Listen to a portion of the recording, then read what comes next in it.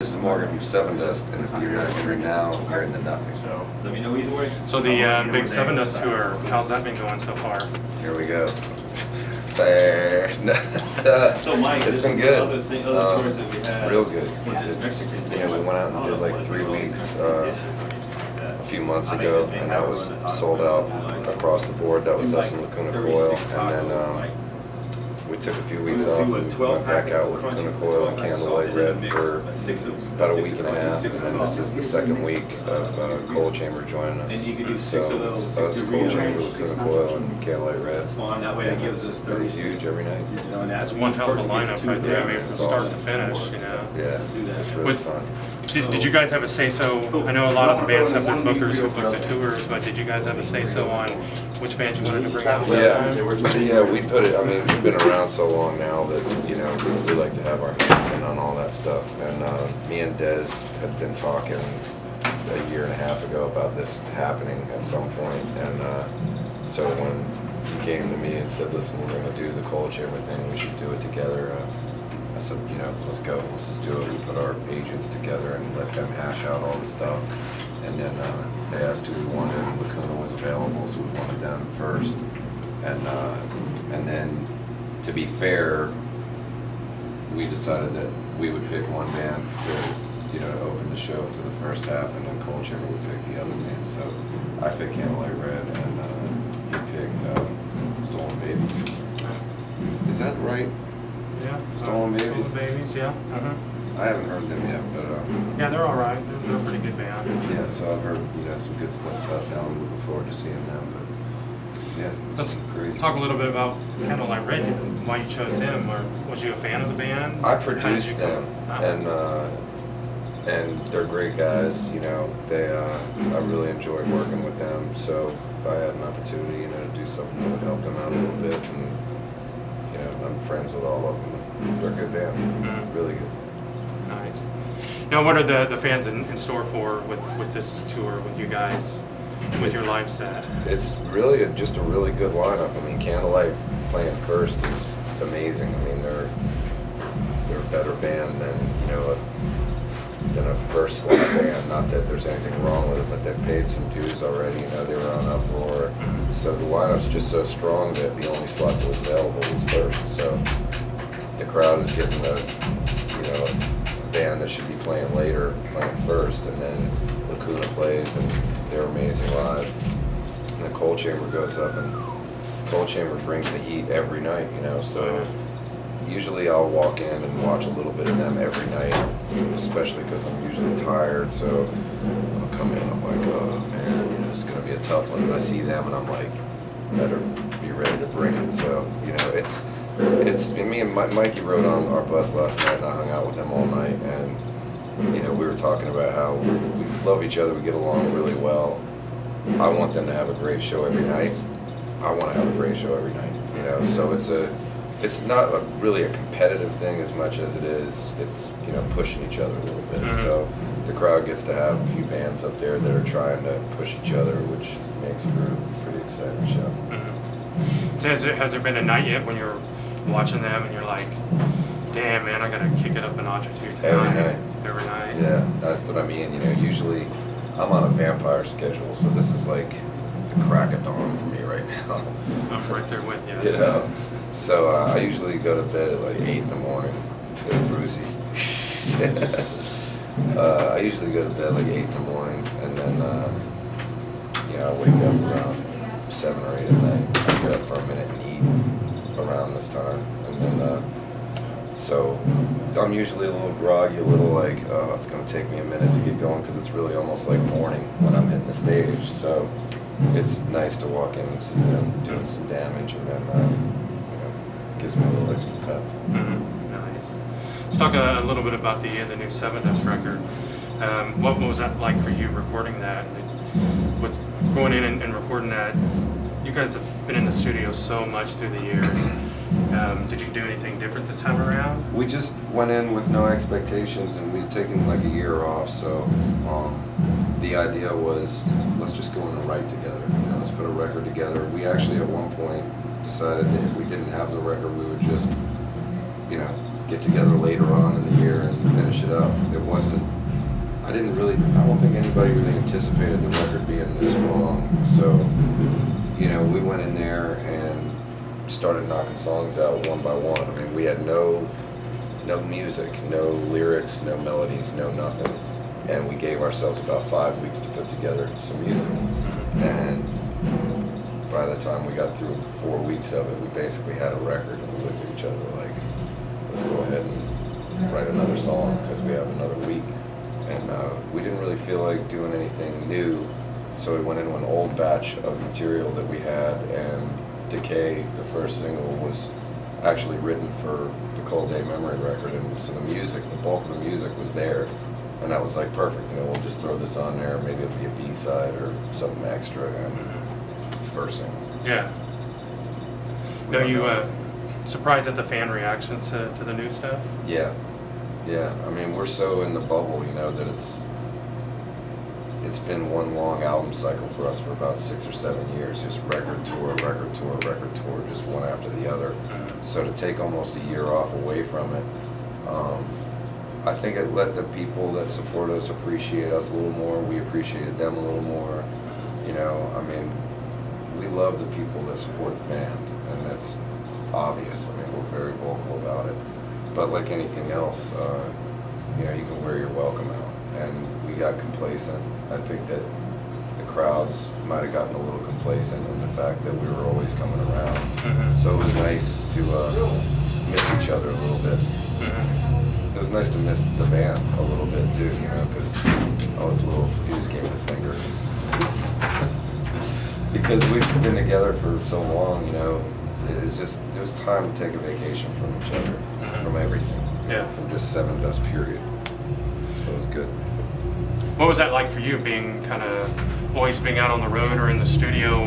What was that like for you, having that much free time on your hands? It was good for the first month and a half, you know, and then you start to realize that your lifestyle is still spending the same money that it spent when you were on the road, but there's no money coming in. So, and then, you know, and I'm not one to sit around either, so me and Clint had talked about doing, you know, a side band, and that's when we did the Call Me No One thing, and that took about a month, you know, to do that, so that was a month cut into the year. And then we had some offers to do a few Sevendust shows, and they said, why don't we book a week around this? We're like, all right, so we did a week together, and then we did another week and a half together, so that was another half a month out of the year that was taken. Then me and Clint went on the road for 2 weeks. There was the other half month, so 2 months is taken. Then I went and I produced Candlelight Red. I did them twice, and that was about another month. And I did some producing with Infinite Staircase and Devise, and so I just, not Dave Draymond's, but so you know, I basically filled some holes. You know, I did a little vacationing. I hung out with my kids a lot. I broke up with a girlfriend. Nice. Became single for a little while. You know, ran the whole gamut of everything. Yeah, I was like, you know, let's clean house here a little bit. You know, it was just nice. You know, I had a good time with it. And then, you know, then we started doing the Sevendust record, and then started to chomp at the bit. You know, missing this. So. Nice. Let's talk a little bit about your side project. You know, a lot of bands that do side projects, and then all of a sudden the side project takes over for that. Yeah.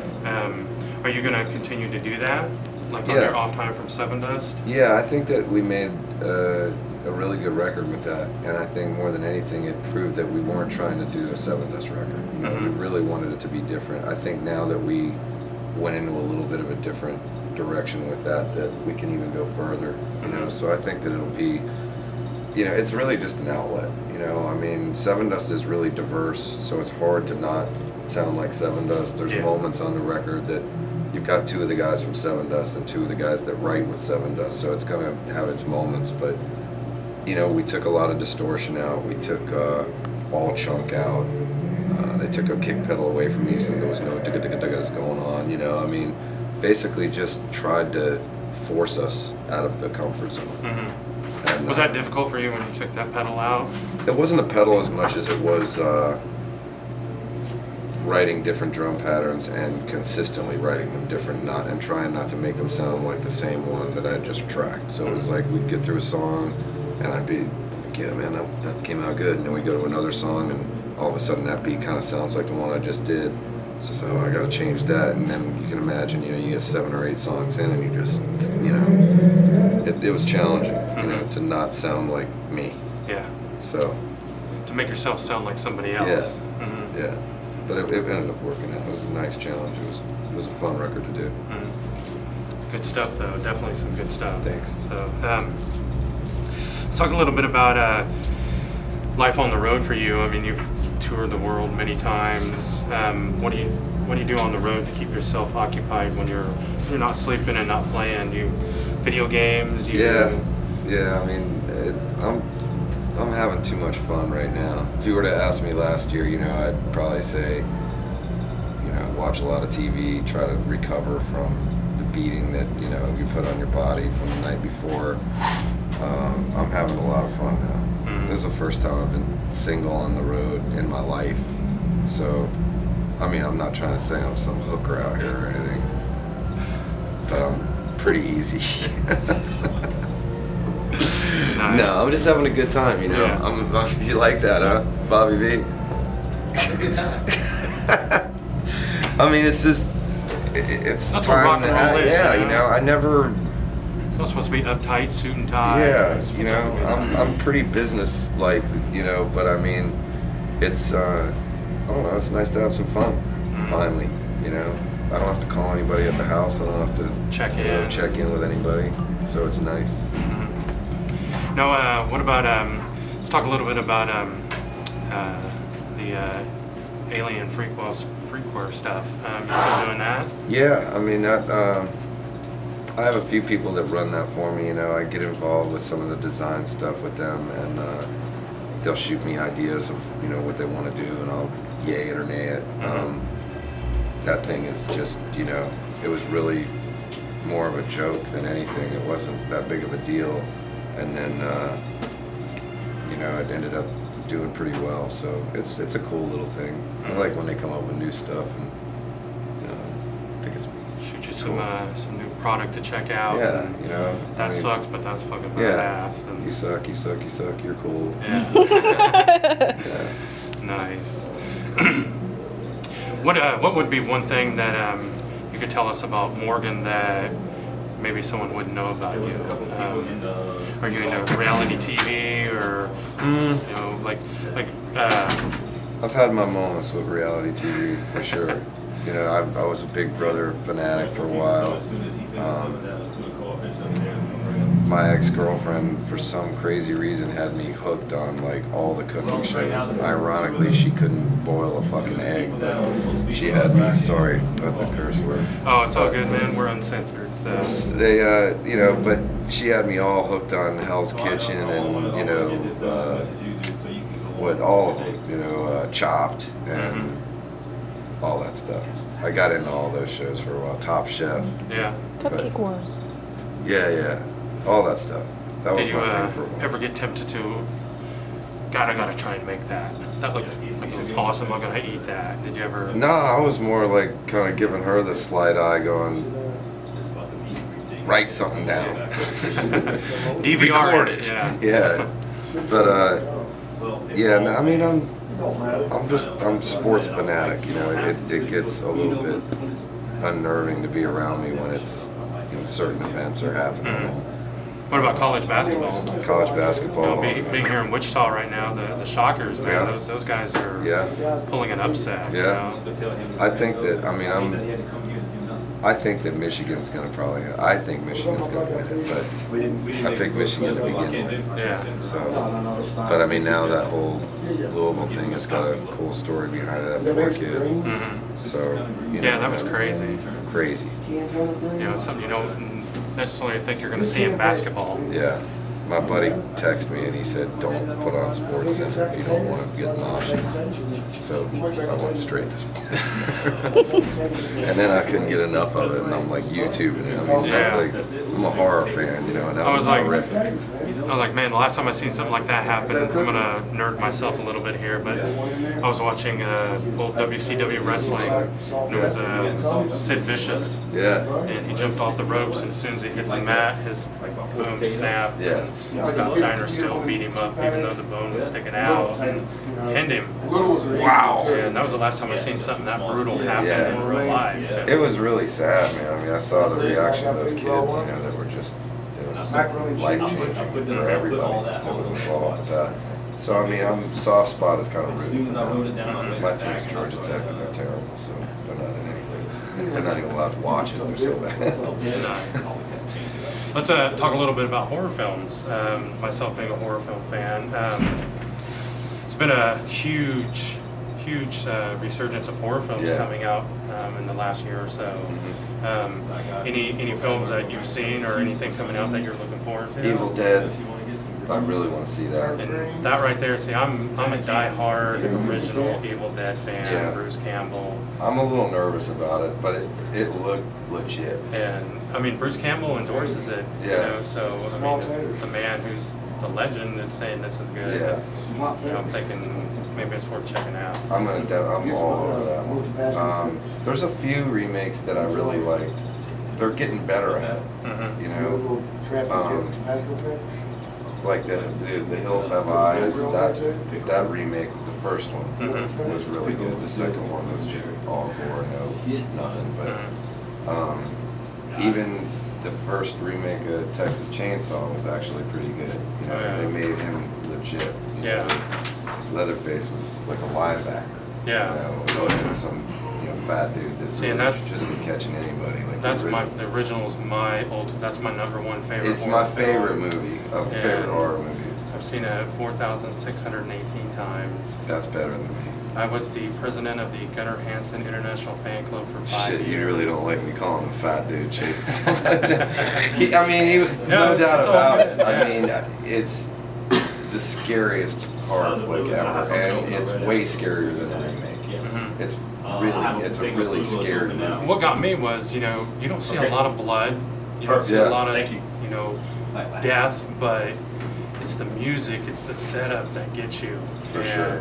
You know, and the other thing is, it could be your next door neighbor. Yeah. You know, all that kind of stuff freaks me out. You know, it's not like some guy with burnt face and knives that come in your dreams. I mean, this was a family that could be living next door to you and you never know it. Yeah. And that's what got me into it. I was terrified when I saw it the first time. Yeah, definitely. That one, The Shining, got me like that too. See, The Shining, there was only a couple of parts that got me, but the one movie that I will honestly admit scared the shit out of me was the first Amityville Horror. Yeah. And I was like 8 when I seen that, and right after I actually went to go see Good Guys Wear Black with Chuck Norris. Yeah. And it didn't come in that day, so they had Amityville Horror playing in the theater. Yeah. So I went ahead and went in with my buddy and his family, and got home and went to bed, and I had this tree branch. And when the wind blew, it would scrape my window, the screen on the outside. Yeah. And I was like, oh shit, no way. That ain't gonna work. Scared the shit out of me. Landscape man. Fix the tree branch. So the tree branch broke off. So. Oh man. But I would say that and the original Chainsaw, the only two that really got me. I'm trying to think, like, I mean, it's different. It's all relative. It's like, and if I'm alone, I can't watch anything. I used to get, commercials would come on and it would scare me and I'd freak out and change the channel. But I mean, there's some creepy ones that have come out that have got me, like Strangers. That one freaked me out. That was just creepy to me.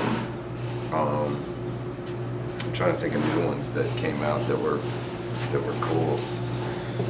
There's a few that that weren't so cool either, but like I Spit on Your Grave. Yeah. The new one, the new version. Have you seen that? Yeah. I'm a fan of the original. Yeah, I like the original. It's not as like, it doesn't get you where it should get you in the horror genre. Yeah, it's more just commercial. Disturbing. The original was really disturbing. Oh yeah.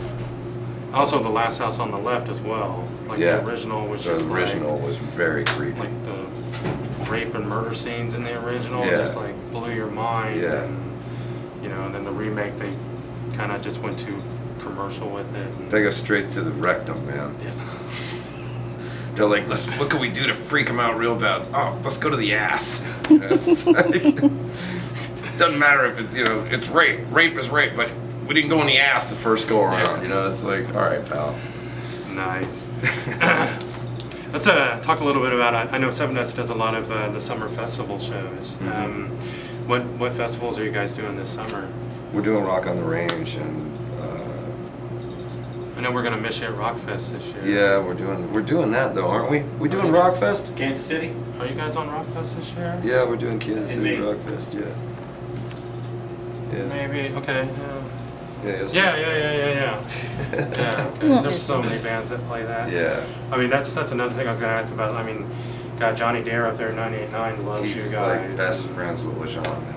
It's Yeah. ridiculous. Yeah. It's like they're best friends. It's like almost inseparable. Yeah. So Yeah. it's kind of like him and Jesse from Jackal, and they're like that. And I've known Johnny for 12 years, 13 He's a years. good dude. And, I mean, that guy, when he gets behind you, I mean, Yeah. he definitely puts that He's a station behind you guys. huge player, and you know, he's always been really cool to us. And then LeJean moved to Kansas City, and next thing you know, he's hanging out with Johnny Dare every day, or he's going to Bob Edwards' place every other day. You know, it's like, okay, well, you know, we're friends with the people in Kansas City now. Yeah.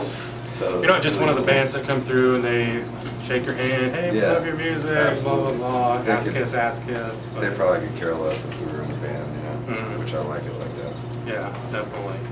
Are there any of the summer festivals that you guys are playing that you're looking forward to? I mean, those two are really always fun. You know, Rockfest and Rock on the Range. They're always fun to do those. I used to really like doing those things, and now it's just, I like hanging out with people. The playing part, I really don't even think about that much. You know? It's more of like, man, we gotta play in a little while. All right, I'll see you in an hour. You know, and you want to hang out, and you get pulled. Hey, man, you know, you go on in an hour. It's like shit. You know, it's more of a reunion. You know, when you get all those bands together. You know, See guys you haven't seen for years Yeah. and meet new guys that you're fans of? Absolutely. Mhm. And I like to see some of those bands, you know, that I haven't seen in a while. So Mhm. they're always fun. Those two in particular, I'm really looking forward to. Nice. Man, I think that pretty much covers everything. Any last comments you want to toss in? That whole rectum thing, I didn't mean to go there. No, man, that was fun. I like talking about stuff outside of the music, you know. Yeah. The horror stuff is like, I don't meet a lot of people that are all into that. So. Oh yeah, that's And I apologize to Gunnar. Oh, it's all good. It's all good. I gotta go back and watch that now again. I know for sure that that movie fucked me up real good when I first saw it. I was a kid. And my dad let me see that. I was probably fucking 8 years old. And he let me see Jaws. And there were some weird movies that he let me watch when I was a kid. You remember this movie called The Rituals? Oh yeah. Where Wow. they nailed the dude to the chair. He nailed him to the chair on top of the mountain, right? Yep. On the cliff. Yep. He let me Wow. watch that shit when I was like 5. Wow. And I was just petrified, you know? I gotta watch that one again too. I can't find that anywhere. Wow. Yeah, it's that's one thing I like about Netflix is they have such a wide variety of the old Yeah. horror films that you can't find in like the video Did they stores. remake The Rituals too? For one guy who's on 3 of our lists. No, Or did they just come up with a it movie was called Rituals? Yeah, I think it was a totally different Okay. one. Yeah. I don't think you could remake that one. It wouldn't be the same. That was like, And I think I mean, I only Bruce saw had it this once, too. and And, I was I mean, I had- petrified. But I mean, I vaguely remember 16, it being probably has even less than that. kinda like All right, Deliverance. we had, Mhm. thing of Yep. 65. You know, We're not gonna use but way more horrific. Mhm. See, those are the kind of films that really inspired me. Was the stuff that's Yeah, if you want to go ahead and get rid of them, realistic that could actually happen to you. You know, Yeah, not some guy in a hockey mask and a Yeah, machete. yeah. I mean, We can ask Bruce see if You know, he's got yeah, anybody before we could. shock effect and Halloween and stuff like that was okay if you're into that, you know, like startling moment. But as far as just, you know, having to look over your shoulder and, you know, look out the blinds and do the creepiness of reality horror is, I'm in the same boat. Oh yeah. Yeah, that's like one coming up that I'm really looking forward to is The Lords of Salem, the new zombie film. Yes. And Yeah. the few clips that I have seen that they've sent out for the press, wow. A buddy I mean, of mine talking about worked it, on I'm kind that. of getting goosebumps just talking about it because it looks so badass. Yeah. And, He's great at what he does. oh yeah.